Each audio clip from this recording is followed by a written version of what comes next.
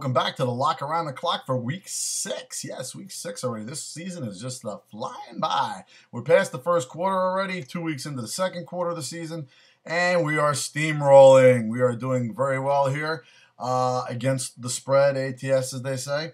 Last week we went 2-1, and this week we are looking to go 3-0 on the Lock Around the Clock.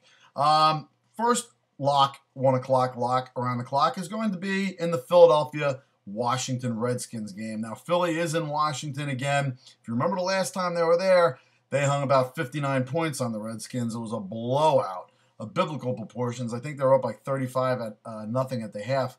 Now, since Redskins, the whole thing has flopped because the Redskins are atop the NFC East and the Eagles have lost 4 in a row. I mean, they are just dwindling.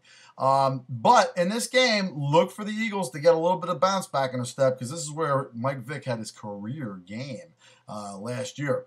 And that was last year. But this year, look for the same thing to happen, but look for a lot more scoring out of Washington. Washington has picked up the pace. Rex Grossman has never faced the Eagles here as a Redskins quarterback, especially this year as a Redskins quarterback, which is his best year ever. Look for points to fly. The over-under in this game is only 47. I'm looking for like a 32-28 shootout. I mean, we're talking well over 47 in this game. Eagles have not been able to stop anybody, whether it's Hightower, Terrain. I'm not sure who's running because when Mike Shanahan's running the show, no one knows who's running. But we do know that whoever is running against the Eagles will be running up the yardage. So look for the Redskins to score a ton of points here. So far, that Dream Team backfield hasn't come into play because people just run on them, and you don't have to worry about Asamoah or Cromartie or anybody else. Defensively, the Eagles just don't hold the water. Also, defensively on the Redskins side, they don't match up well against Mike Vick and his mobility, and LaShawn McCoy has been having a great year. Deshaun Jackson, he'll get open on some big plays. Look for him also to light it up on special teams, which Washington's a little bit weak on. But either way, look for this game to go blowing through the roof. Not that there's a roof in Washington at FedEx Field, but you know what I'm talking about.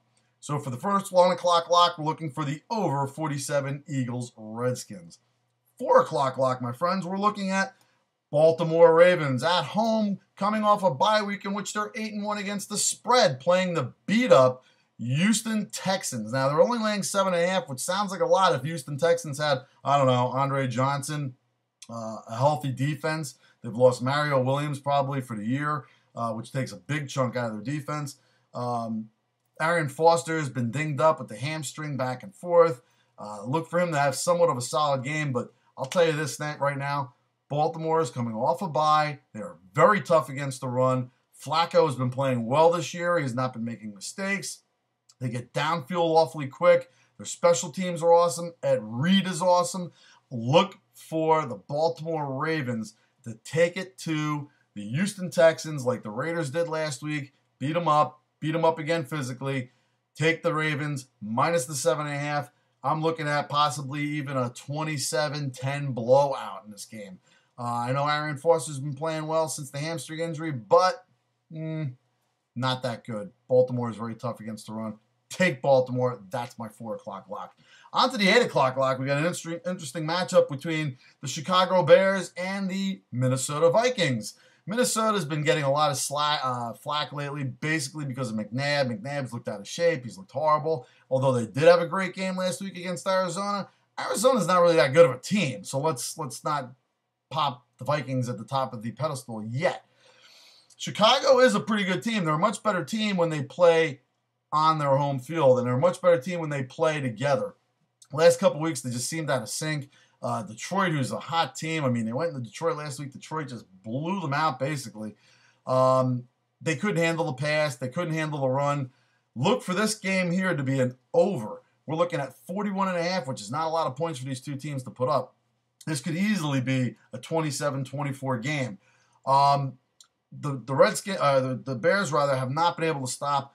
Last week, if you noticed, the Detroit Lions ran roughshod over them. They blew holes through. Javid Best had a monster game. What makes you think that Adrian Peterson isn't going to do the same thing? Nothing. Adrian Peterson's going to have a monster game against them, against the run, because McNabb really hasn't been doing much, although he will get some open looks downfield, I believe, against his defense. The Bears defense isn't what it used to be. Maybe without Peppers, we don't know. Even when Peppers was in there, though, they were doing some damage. Look for this game. It's only 41.5, and that's my 8 o'clock lock to go over the 41.5. We're looking to go 3-0 this week, and we have been on fire this year so far. So stay tuned. Take the picks. Take it to the book. Take it to the bank. And always, take it easy.